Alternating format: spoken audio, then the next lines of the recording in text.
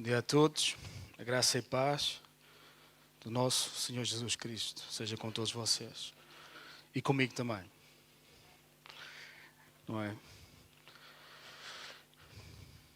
Está tudo bem disposto?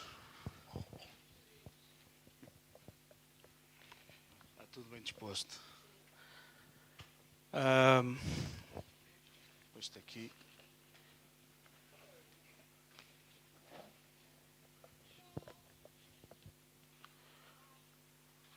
Quando nós estamos ali, há pouco, a falar sobre semente, aliás, o Milton, o irmão Milton estava a falar sobre a semente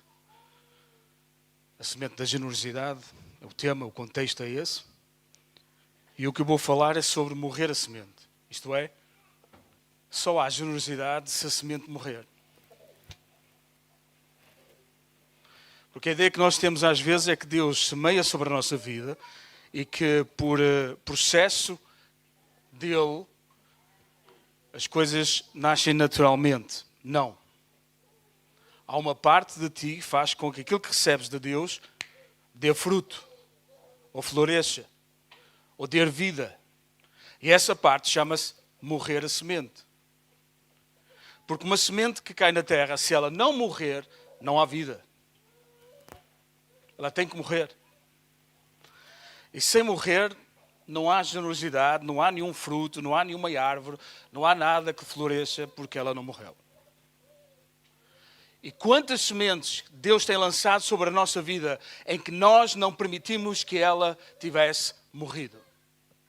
Quantos cultos atrás de cultos e quantas palavras e quantas ministrações e quanta coisa que já ouvimos e recebemos de Deus e não deixamos que ela produza o seu fruto.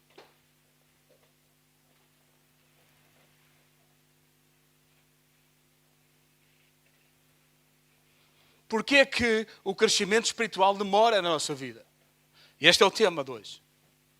Porquê é que ele demora? Porquê é que nós não vemos crescimento espiritual na nossa vida? Tudo à nossa volta cresce. A nossa carreira profissional, aquilo que nós investimos, aquilo que fazemos, nós vimos o material na nossa vida a crescer. Mas às vezes na alma e no espírito ela não cresce. Não tem o mesmo acompanhamento. Vamos orar. Senhor, nós te pedimos nesta manhã que a tua palavra tenha o curso em cada vida, na minha vida, na vida de todos aqueles que estão aqui presentes, em cada filho teu. E Pai, tu és um Deus em que a graça ela se estende a nós, independentemente dos anos que nós te conhecemos.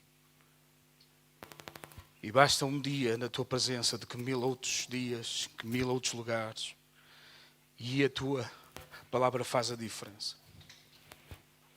Senhor, que o nosso coração esteja receptivo, que dê lugar para que morra o nosso eu, a nossa vontade, o nosso orgulho, para que dês vida e através de nós vida para outros. Assim seja, em teu nome nós oramos, em nome de Jesus nós oramos. Amém. Em Marcos 2,17 fala uma coisa interessante. Jesus diz assim, olha, eu não vim para aqueles que estão sãos ou que não têm doença. Jesus diz isso. Eu não vim para aqueles que se acham que estão bem. Eu vim para aqueles que se acham que estão doentes, que são pecadores.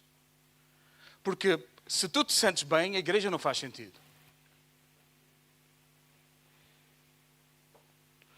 Se tu achas que em ti próprio tens a solução, tens a capacidade de governar a tua vida, em que consegues contornar todos os problemas de caráter, do pecado, Deus não faz sentido para a tua vida. Não faz sentido vir à igreja. Não faz sentido de buscar a Deus. Não faz sentido.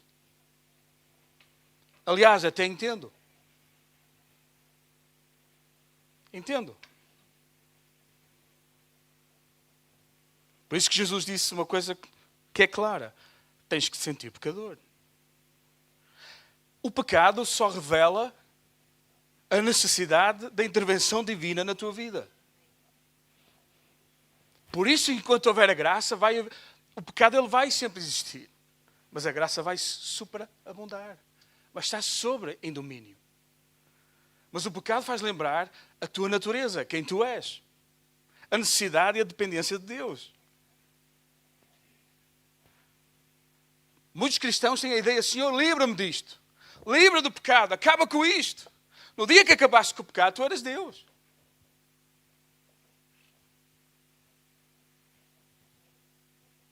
És uma pessoa saudável.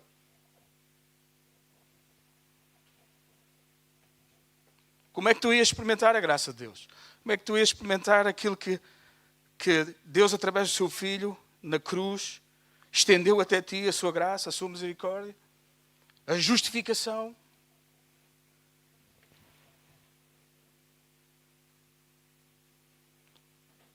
Se te sentes justificado, não precisas de Deus.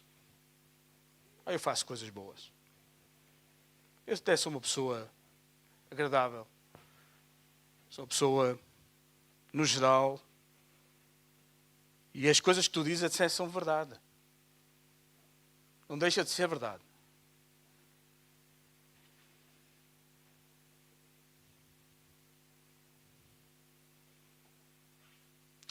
Vamos a Lucas 18. Esse é o nosso texto de hoje. Lucas 18. Versículo 9. Quem tiver uma Bíblia que me possa acompanhar, são poucos versículos, é do 9 ao 14, uma passagem bastante conhecida, de uma parábola que Jesus vinha a falar, e o tema aqui, nestas duas primeiras parábolas de Jesus, no capítulo 14 de Lucas, é sobre a oração. A primeira sobre a oração persistente, era uma viúva, que ela pedia justificação para o problema da vida dela a um juiz que não temia a Deus. Quantas vezes nós pedimos a tanta gente fora da casa do Pai justiça, à espera dela, de gente que não teme a Deus. E a certa altura o juiz, de tanto ser a mulher, de tanto chateá-lo, tanto ser inconveniente para com ele, bom, eu vou responder a ele. Chama-se oração persistente. E aqui é o começo para a nossa mudança na nossa vida, para o crescimento espiritual, para vermos a semente a crescer na nossa vida. Ela começa com oração. A semente tem que ser regada com oração. E então depois vem esta parábola do publicano e do fariseu. Ou em outras versões, entre o fariseu e o cobrador de impostos. Porque publicano, no grego é publicanos, que era uma pessoa que fazia serviço público, que era de receber as receitas públicas de impostos, aquilo que nós chamamos hoje o Ministério das Finanças. E havia gente que ia buscar o imposto ao serviço do Império Romano. Mas além disso, faziam mais outras coisas. Aliás, os povos à volta não gostavam deles. Nenhum deles. Aliás, nem hoje nós gostamos de pagar impostos. Não são eles. Hoje é igual. Só que, além deles pedirem para aquilo que era justo para o público, isto é, para o império, também pediam alguma coisa para eles e tiravam para eles. Mas isso era geral, todos os povos sentiam isso dos cobradores de impostos. É por isso que lhe deram o nome, publicanos. E então, temos aqui a parábola de Jesus e ele confronta estes dois tipos de pessoas. Um fariseu, um religioso, uma pessoa que vivia separada, uma pessoa que vivia longe, tipo, aí daí que vem a Igreja Católica entre leigos e clero, uma distância entre quem serve e quem não servia, ao ponto de que estes homens andavam afastados, que nem sequer queriam ser tocados, principalmente até os escribas. Por isso que eles não sabiam bem o que era isto de viver para o próximo. Mas quem é o meu próximo? Quando ouvimos esta expressão, quem é o meu próximo, era natural, porque eles viviam sozinhos. E a Igreja Católica tem muito desta ideia dos conventos e viver sozinhos e afastados, e nós vamos buscar a revelação de Deus, nós não vamos nos contaminar, nós não vamos andar com o resto do pessoal, porque no toque pode ser que passe alguma coisa. Como fosse possível na carne passar, seja o que for, para a alma e para o espírito. Quando a Bíblia diz que aquilo que contamina não é aquilo que entra, mas é aquilo que sai da boca. E então este homem vai a uma altura ao templo, em que não há muita gente. Estamos a falar do pátio, principalmente o pátio da oração. Uns chamam-lhe pátio das mulheres. Há quem diga que o publicano estava afastado ao início da porta e chama-se o pátio dos gentios, em que eles não se sentiam, eram judeus, mas afastados. E então não eram dignos de entrar perto do templo. E então está aqui o contexto e assim começa a parábola. Vou tirar os óculos para ler, senão não consigo. Versículo 9. Estamos todos prontos para a viagem? Vamos lá. E disse também esta parábola a uns que confiavam em si mesmos, crendo que eram justos, e desprezavam os outros. 2 homens subiram ao templo para orar, um fariseu e o outro publicano. O fariseu, estando em pé, orava consigo desta maneira: ó Deus, graças te dou, porque não sou como os demais homens, roubadores, injustos, adúlteros, nem ainda como este publicano, e noutras versões, cobrador de impostos. Jejuo 2 vezes na semana. Dou dízimos de tudo quanto possuo.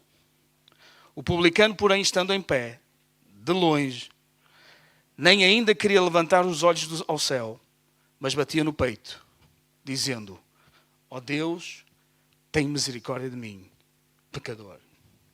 Digo-vos que este desceu justificado para a sua casa, e não aquele.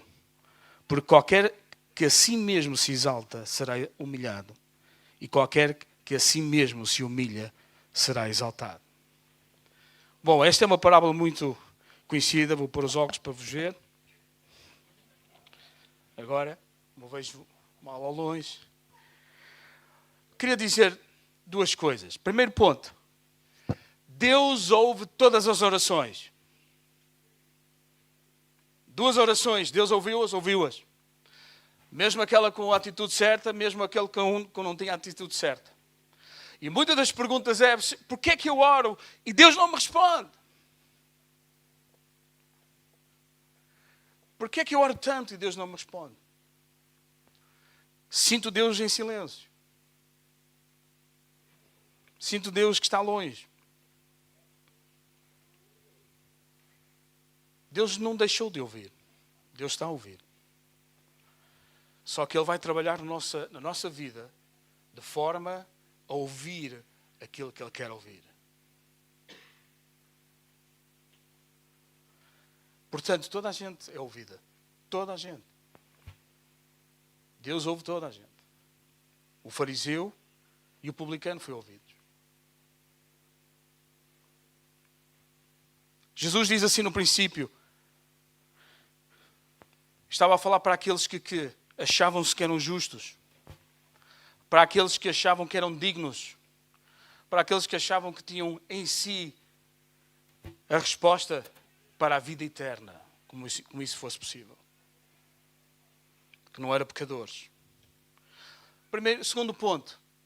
O fariseu não foi hipócrita. Nós muitas vezes ouvimos falar sobre os fariseus como hipócritas. Ele não foi hipócrita. Desculpem lá dizer isso. Aliás, fariseus são muito maltratados no púlpito e vou dizer porquê. Jesus nunca disse aquilo que eles dizem, vocês não devem fazer. Jesus sempre disse, ouvi o que eles dizem. E até porque na história nós temos bons fariseus que se converteram ao cristianismo. Paulo, Nicodemos e por aí fora. Ele jejuava 2 vezes, é verdade. 2º dia da semana, 5º dia da semana, ele jejuava. Ele dava dízimos, dava-se, Senhora. Dava dízimos ao templo, para o ministério. Mais ainda, daquilo que sobrava no original, de tudo aquilo que possuía, ele também dava as esmolas aos pobres, que eram visíveis, no qual nós sabíamos que eles faziam muito para dar nas vistas, tocando as trombetas, e toda a gente ouvia e sabia que os fariseus davam as ofertas. Eles faziam isto. Ele provavelmente não era adúltero. provavelmente ele também não roubava. Se ele tinha a generosidade com ele dava os dízimos, portanto ele também não roubava. Aqui a questão não é a verdade.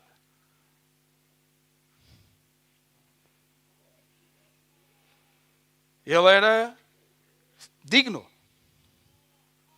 Ele vivia separado. Ele vivia para fazer a vontade do Pai.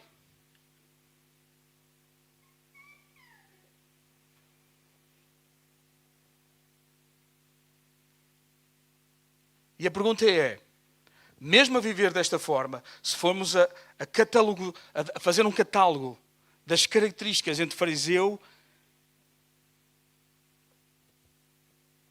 e cobrador, aos olhos da carne nós íamos dizer, este homem está mais apto para ser digno de ser recebido entre nós do que este. E o problema começa aqui, quando nós pomos rótulos nas pessoas. O problema começa aqui, quando nós pomos rótulos nas pessoas, pomos marcas.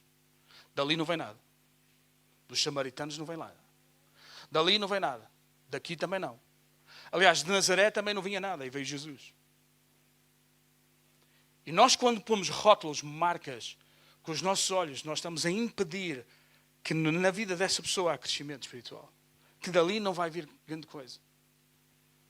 E este fariseu tinha tudo para dizer que no seu comportamento ele estava correto. Porque a vida do cobrador era visível. Por isso que a igreja é casa de gente que peca. É casa de pecadores. E a gente tem que saber aonde.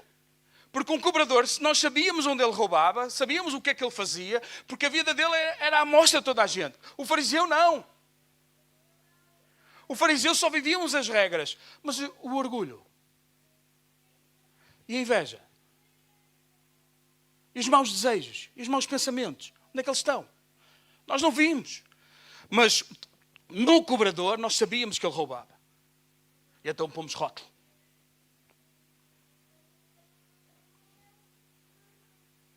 Às vezes nós parecemos, e deixem-me dizer, nós mesmos, cristãos, igreja, líderes, somos bipolares.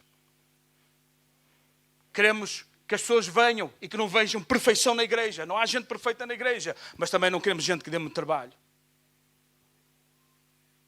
Queremos que já venham com algumas características que nos agradem, que nós aceitamos. E então aí até ajuda mais, porque crescimento espiritual dá trabalho para quem ajuda e quem é ajudado. Porque no processo os dois são moldados. No processo os dois são moldados. Quem pede ajuda precisa de humildade e quem quer ajudar precisa também de humildade. Está ligado? Porque senão um considera-se justo mais do que o outro. E então aqui a ajuda está enquinada. E aí a gente já vai ver no texto.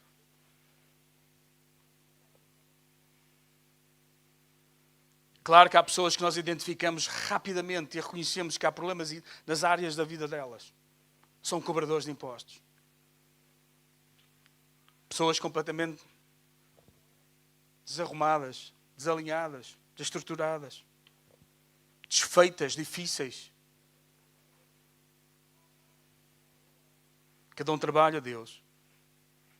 Mas deixa-me dizer, Deus tem trabalho, tem, mas vai até à última. Vai até ao último. Não desiste de ninguém. Até que a semente morra. Para muitos o crescimento espiritual é até na hora da morte.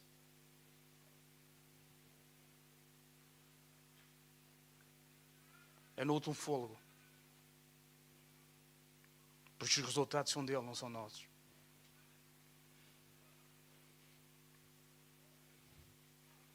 Aliás, vocês veem a vida de Jacó e Esaú, vocês vão ver a dificuldade que Jacó teve no processo de crescimento, no seu crescimento espiritual. Muito mais trabalhoso que Esaú, mas muito mais, nem comparação há. 7 anos à espera da mulher, depois mais 7 anos mais a ser enganado e o caráter dele a ser moldado. E Esaú, na boa, a meter-se com povos e mulheres que não tinham nada a ver com Deus e Deus não abençoá-lo. Quem deu mais trabalho? Jacó. Mas o final do processo, nós vimos que houve crescimento, que afinal a semente morreu, afinal ele quebrou-se, afinal ele deixou-se morrer, afinal ele deixou o orgulho de lado, afinal Deus começou a boa obra na vida dele. A vida do publicano é exposta. Toda a gente sabe o que ele faz. E então a gente põe rótulo.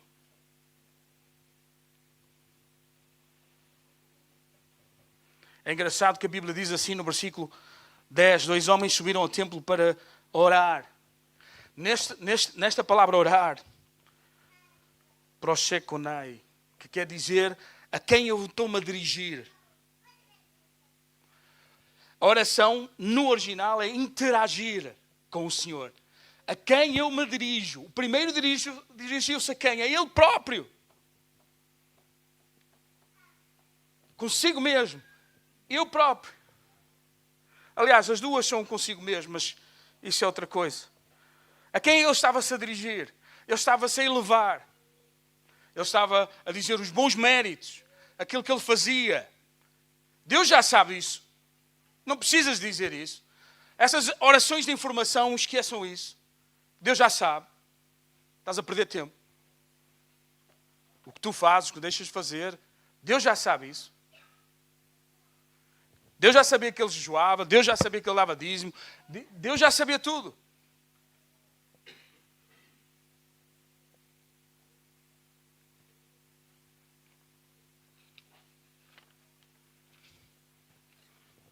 Ele diz, subiram ao templo para orar, um fariseu e outro publicano. O fariseu, estando em pé, orava consigo desta maneira: ó Deus, graças te dou, porque não sou como os demais homens, roubadores, injustos, adúlteros, nem ainda como este publicano.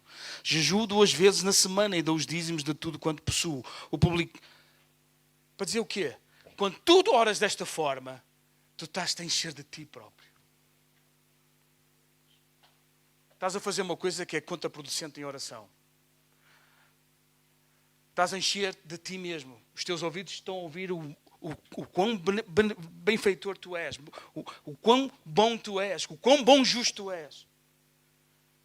E mais dureza aumenta no coração. Porquê que ele não era justo? Porque se ele tivesse justiça na vida dele, ele sabia que o mesmo Deus que o perdoa era o mesmo Deus que podia perdoar o cobrador de impostos.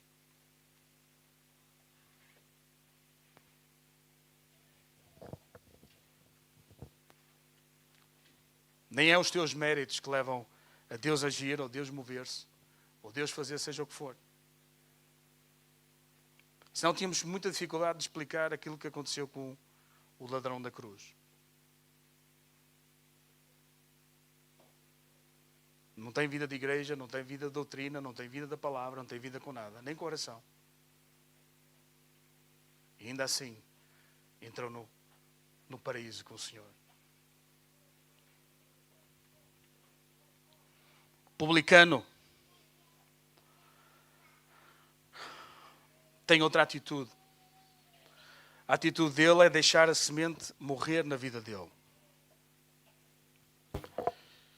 O que isto quer dizer? Primeiro ponto, reconhecer a tua natureza. A natureza de pecado. Ele estava longe, ao início da porta. Baixou a cabeça, começou a bater com a mão no peito, a dizer: eu não sou digno de pisar este pátio. A primeira atitude dele começa a revelar o coração dele. Então deixa-me dizer aquilo que nós vamos ver sobre justiça mais à frente. De Kaito, que quer dizer, tu tens que mostrar justiça. Uma pessoa justificada, ouçam isto, convido a ouvir, tem que mostrar justiça. Uma pessoa justificada tem que viver como tal. Uma pessoa justificada tem que ser para os outros aquilo que gostariam que fossem para ele. Portanto, uma pessoa justificada não chega a dizer na retórica: Jesus me justificou. Ler Romanos 8 e saber o que é justificação. Justificação tem a ver mostrar-se justo. Se eu não sou justo para estar na presença de Deus, porque sou pecador, Então eu identifico-me também com o mais reles do pecador, como um cobrador de impostos. E a maneira como interagimos com as pessoas, com os outros, tem que mostrar essa justificação. Ser justo. Decaitou. Então ele estava achando que Deus estava longe, porque eu estou longe. E quantas vezes na nossa vida nós estamos longe, mas Deus está perto? Ele achava que Deus estava longe. Ele achava, estou aqui, mas Deus não me vai ouvir. Eu não sou digno de pisar este pátio. Eu não sou digno nem sequer de levar os meus olhos aos céus. Eu não sou digno de nada.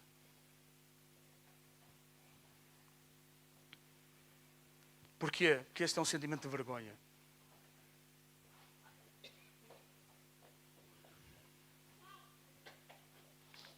Vergonha de que não era digno da permissão, da aproximação de Deus à sua vida. E deixa-me dizer, este é o sentimento para tu receber Jesus na tua vida. A maior virtude de um cristão, ouçam isto com ouvidos ouvir, é reconhecer erros. Quem não reconhece erros, não vê a glória de Deus. Eu vou dizer porquê. Porque o primeiro ato de contrição é reconhecer que tu és pecador. É o primeiro reconhecimento de erro. Por isso, que nesta parábola, um reconhece quem ele era, o outro não reconhece quem ele era. As coisas boas, aquilo que de verdade o fariseu fazia, só te serve por uma coisa, para confusão na tua mente, para te enganar. É verdade. Mesmo a verdade pode te enganar, é verdade.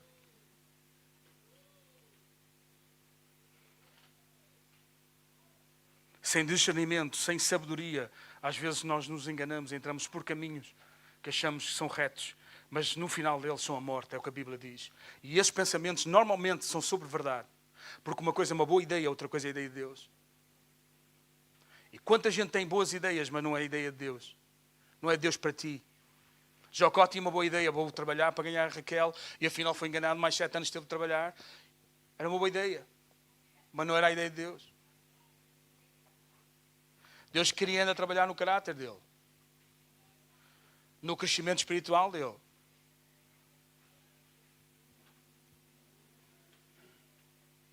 Os olhos deles não se ergueram porque a falta de confiança, pela vergonha, mas o seu coração elevou-se. E esta é a condição para estarmos diante de Deus, para começar o processo de crescimento espiritual, para que a semente morra na nossa vida. Começa por aqui, sentimento de vergonha, sentimento que não é digno, mas ainda assim eu sei que Deus pode me tornar justo.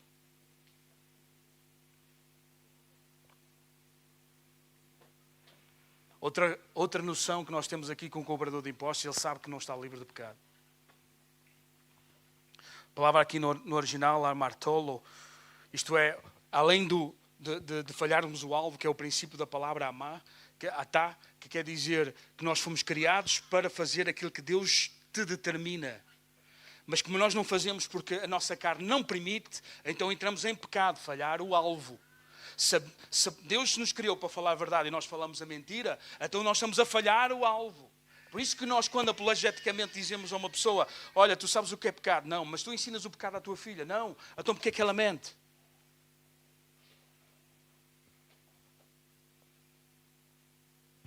Porque Deus dá-nos entendimento, para as pessoas entenderem que isto está mexido no nosso ADN, está misturado, está dentro da nossa natureza.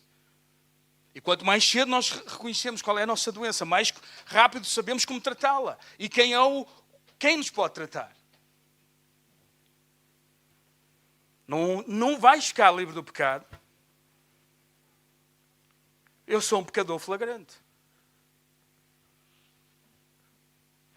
Tanto que era flagrante o cobrador de impostos, a gente sabia o que ele fazia. E há gente que neste processo, que na sua confiança, mesmo sabendo que é pecador, quer se manter no pecado, quer viver para ele, vai ter um destino muito, muito, muito mau. Eu sou assim, nasci assim, não quero saber o que os outros pensam, mas também gosto daquilo que faço.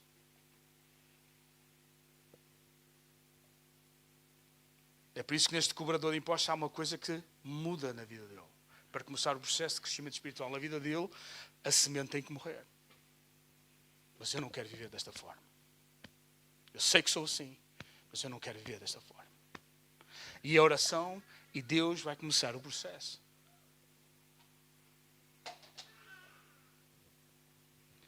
Jesus disse, olha, o cobrador diz assim, o cobrador publicano, porém estando em pé, longe, nem ainda queria levantar os olhos ao céu, mas batia no peito dizendo, ó Deus, tem misericórdia de mim. Misericórdia de mim. Elascomai, que quer dizer condições ou permitir mudança. Muita gente pede misericórdia para não ter resultados. Mas o que Deus está aqui a dizer, este cobrador a dizer, eu quero misericórdia, mas é para transformação. Porque quem vive em constância quer sempre misericórdia, mas não quer mudança. O que ele diz no original é isto. Quer ter condições e permissão ou permitires mudança. Chama-se propriação, aquilo que começou no Velho Testamento. O sacrifício que a tua vida, tu dás, da tua carne, Senhor, muda-me. Estou aqui em sacrifício, em propriação. Para aplacar o que é a ira de Deus sobre a minha vida. Nós estamos a falar num tempo em que Jesus ainda não tinha morrido. É Jesus que está a contar a parábola. Mas hoje sabemos que é em Cristo que é o mediador, o qual Ele é a propiciação, que pode aplacar a ira de Deus sobre a tua vida. Aquilo que tu mereces receber, mas não recebes, isso chama-se misericórdia. E o favor que tu recebes, que não merecias, que é a graça. E este homem estava a representar a entrega, misericórdia, para que tu permitas ou dês-me condições para mudança.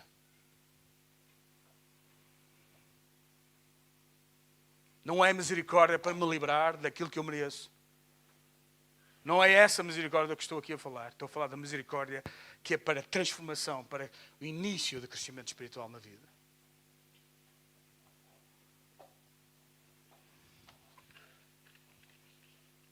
Apaziguar a ira de Deus. Reconciliar-se com Deus.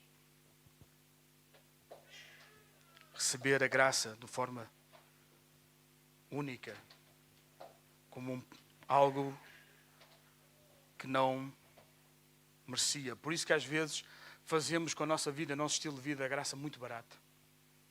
Foi uma coisa fraquíssima. O que Jesus fez na cruz foi uma coisa que Ele próprio, sendo Deus, para Ele era fácil. Então eu estou livre do inferno, da morte, e então fazemos da graça algo barato. Mas foi um preço muito alto, diz a palavra. Muito alto. E então Jesus diz assim, digo-vos que este, estava-se a referir ao cobrador de impostos, saiu do lugar que estava longe do templo, justificado. Foi absolvido. O original quer dizer livre de ordem jurídica. Está livre de condenação. Mas no original também quer dizer outra coisa. Eu vou-vos mostrar. Palavra. Dikaio. Aprovado. Especialmente no sentido legal e oficial e jurídico. Para mostrar aos outros o que é certo. Ou seja, viver com conformidade com o padrão de que é de ser justificado. Portanto, tu tens que viver de forma justificada. Não se chega só a dizer em retórica, Jesus me justificou, mas justificou para quê? Para tu justificares outros também. Para não rotulares outros também. Para não pôr marcas na vida de outros também. Para não dizer é que dali não vem coisa boa. Vai morrer assim. Porque quem és tu para dizeres que Deus não tem poder para transformar seja quem for? E a pergunta é, vivemos como justificados? Porque é muito bom dizer eu sou justificado, mas é para mim. Para mim.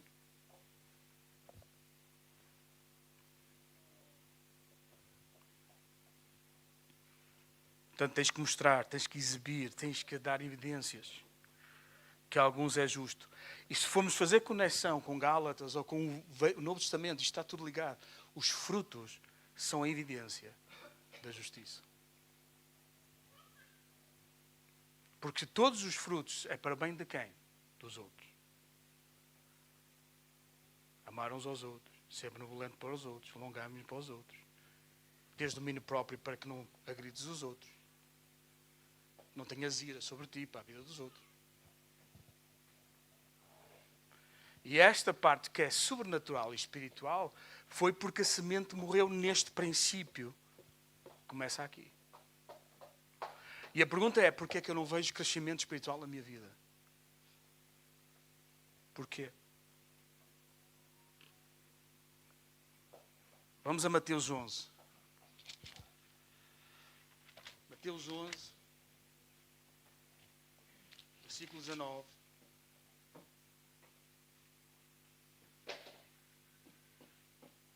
Que diz assim, que tem a ver com aquilo que estamos a passar, é uma passagem paralela, que diz assim: veio o filho do homem comendo e bebendo e dizendo, eis ali um homem comilão e beberrão, amigo dos publicanos, pecadores, mas a sabedoria é justificada pelos seus filhos. Jesus só não disse que ele estava justificado, como eu já vivo de forma justificada para a vida dele, estou com ele. Eu não me afasto dele.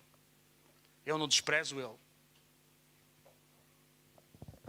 Isto é viver de forma justificada.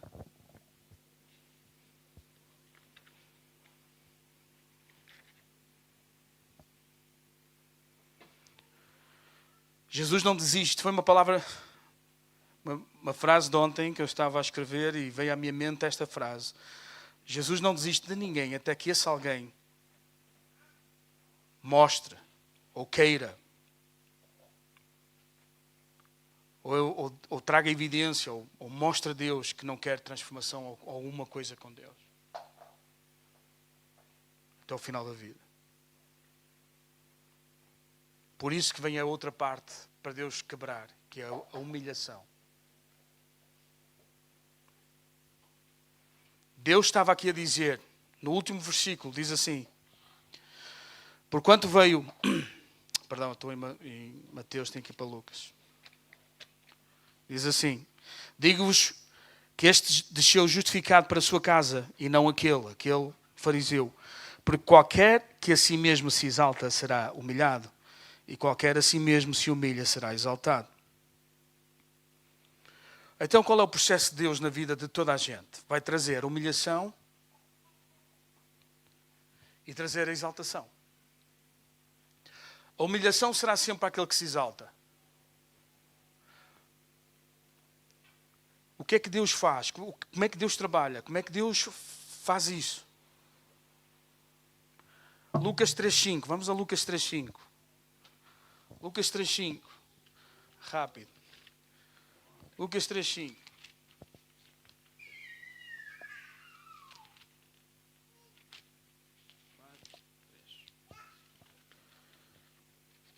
E alguém possa abrir em Isaías 44. Eu levo o microfone e vamos ler juntos. Porque é uma mesma passagem com 800 anos de diferença, mas muito interessante. 3.5. Que diz assim. Lucas 3.5 diz assim.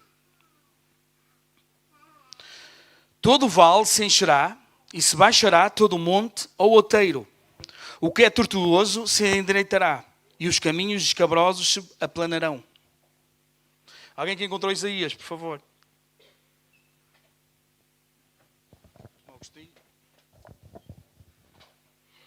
Que os vales sejam levantados e as montanhas e as colinas rebaixadas e os cintos dos montes sejam aplanados e os terrenos escarpados sejam nivelados.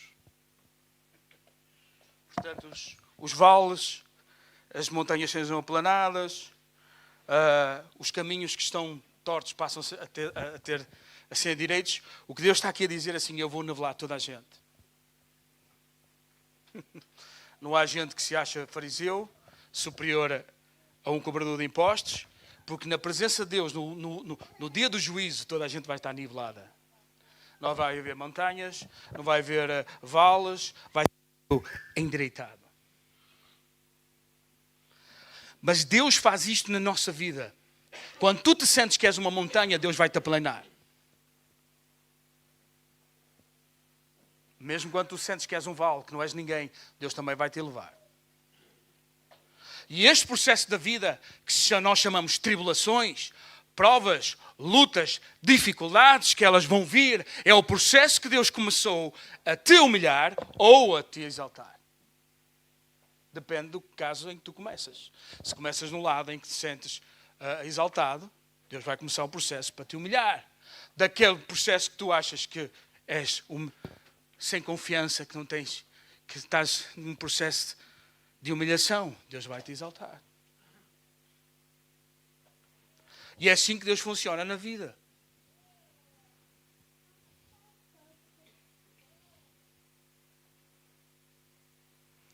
Porque muitos de nós achamos que somos montanhas, estamos lá em cima, no alto.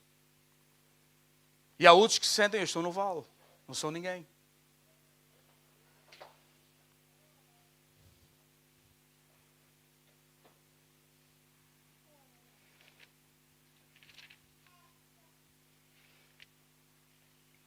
E este é o processo que Deus vai começar.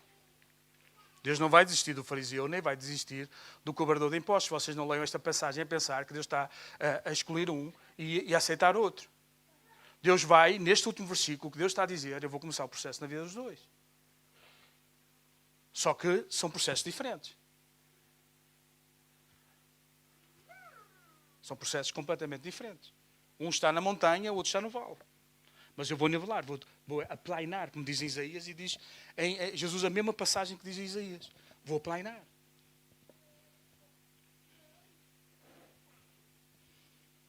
João 3, 14 a 18. Passagem muito conhecida que diz assim: E como Moisés levantou a serpente no deserto, assim importa que o Filho do Homem seja levantado. O único que é digno de ser levantado é Cristo Jesus. Para quê? Para que todo o olho possa vê-lo. Para que toda a tua necessidade possa vê-lo.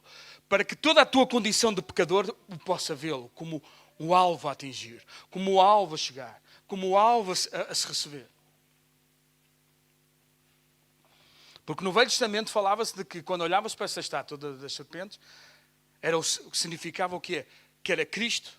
Mas no Velho Testamento, toda a gente que olhava para a estátua da serpente não era mordido por uma serpente. Portanto, para aquilo que tu vês, daquilo que tu sofres, daquilo que tu padeces, da tua doença, Deus quer te livrar. Mas aqui Jesus tem uma doença, chama-se pecado. Quando tu olhas para Cristo, tu estás a dizer, para a minha necessidade, para a minha doença, eu quero que tu me livres. Por isso que Ele morreu na cruz. Num ponto elevado. Para justificar-te. Para aplacar a ira de Deus. Para te sentir justificado. Para que saia a carga da culpa. Que saia todo o processo que te prende. E como Moisés levantou a serpente no deserto, assim importa que o Filho do Homem seja levantado, para que todo aquele que nele creia, todo aquele que nele veja, todo aquele que nele procure, o busque, tenha a vida eterna. Porque Deus amou o mundo de tal maneira que deu o seu Filho unigênito, para que todo aquele que nele crê não pareça ou não morra, mas tenha a vida eterna. Porque Deus enviou o seu Filho ao mundo, não para que o condenasse, o mundo, mas para que o mundo fosse salvo por ele, tanto o fariseu como o cobrador de impostos. Quem crê nele não é condenado. Porquanto, quem crê nele não é condenado, mas quem não crê já está condenado. Porquanto não crê no nome do unigênito Filho de Deus. E a condenação é esta, que a luz veio ao mundo e os homens amaram mais as trevas do que a luz, porque as suas obras eram más. O processo de Cristo vai até o fim, até o último fôlego da tua vida. Se te manteres firme no teu orgulho, firme na tua condição, de que achas que é justo, não há nada a fazer. Estás condenado.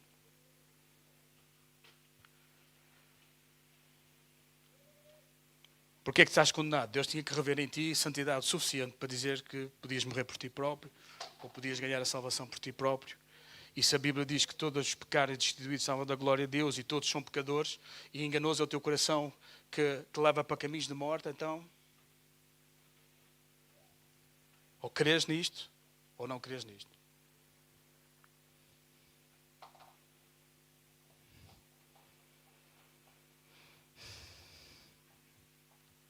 Para terminar, uma reflexão sobre este texto de Lucas 18.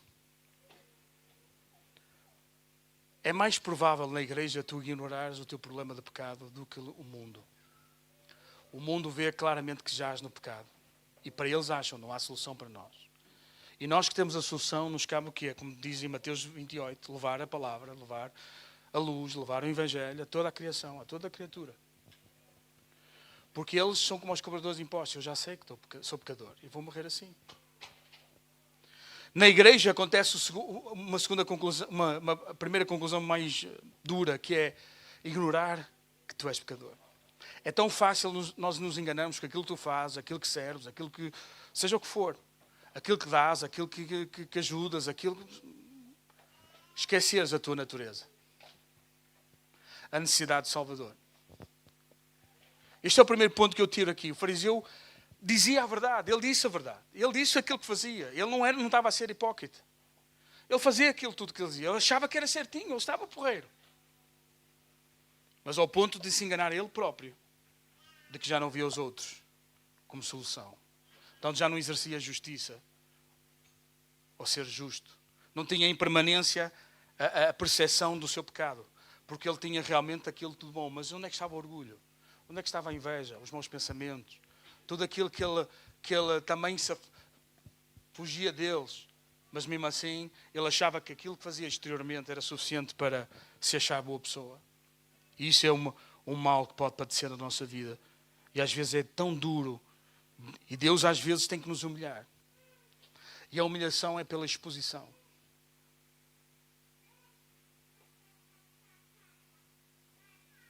Deus quer expor? Não. Mas se tiver que ser, vai ser. Mais vale tu entrares no reino dos céus sem uma mão, sem um olho, do que ires para o inferno e estar longe de Deus. Portanto, nesta figura, Deus sabe o que quer, sabe o amor que tem por ti. Tu não vais entender, às vezes, essas provas, essas lutas, essas coisas que vêm à tua vida. Mas Deus está a dizer, porque eu te amo. E nós não estamos a ver com amor, porque nós estamos a ver que somos merecedores. E quando nós começamos a pensar que somos merecedores, então Deus tem que partir pedra.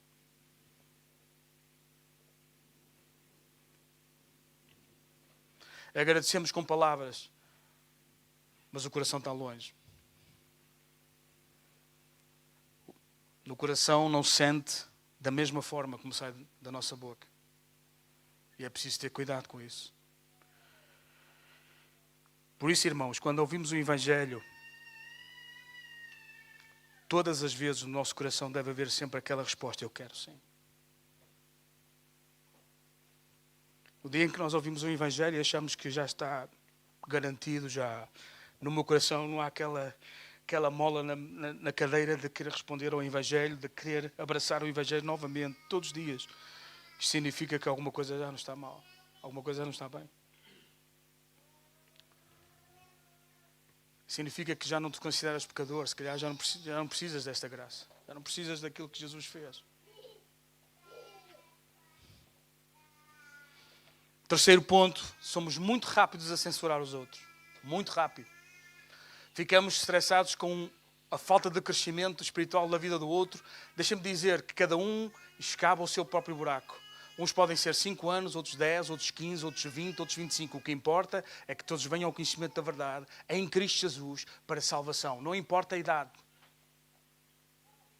Há pessoas que estiveram a orar 30 anos pelos maridos. Foi 30 anos que ele se converteu.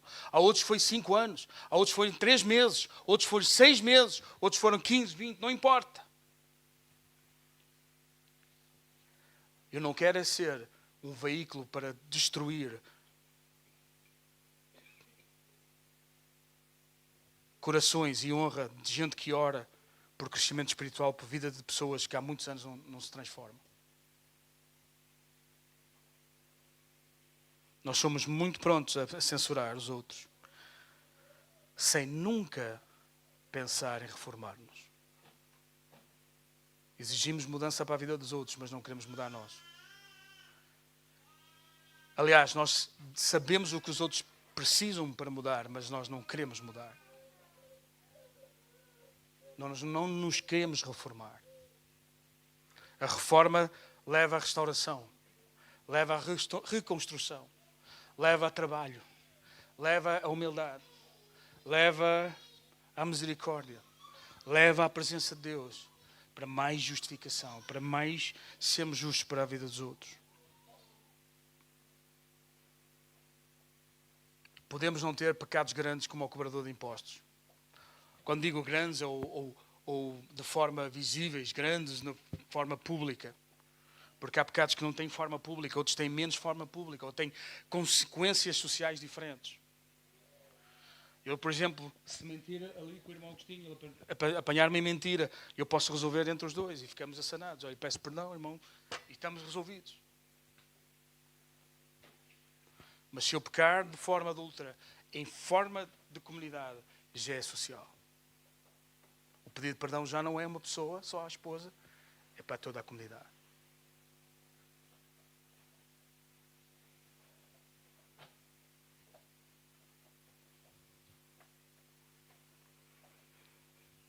E às vezes esquecemos que temos orgulho. Quem é que não tem orgulho? Quem é que não acha que tem razão? Ou que tem sempre razão? Por isso que nós temos de dar graça aos outros. Qual é a diferença do povo de Deus? É a graça. A tua diferença com uma pessoa lá de fora é a graça. Se é que a tens. A única diferença daquele que peca lá fora é a graça. Porque da forma como a graça de Cristo nos impactou, nos derrubou do nosso orgulho, de que Ele nos libertou das amarras do pecado, da injustiça, e hoje são pessoas livres. Todo o mérito é de Cristo. O que é que tu fizeste para que a semente morresse? Diz Paulo. O que é que tu fizeste para que uma árvore nascesse? O que é que fizeste?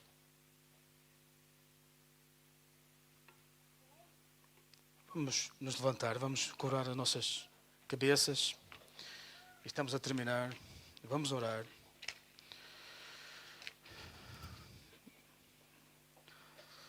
Estamos como os dois homens. Ficamos de pé.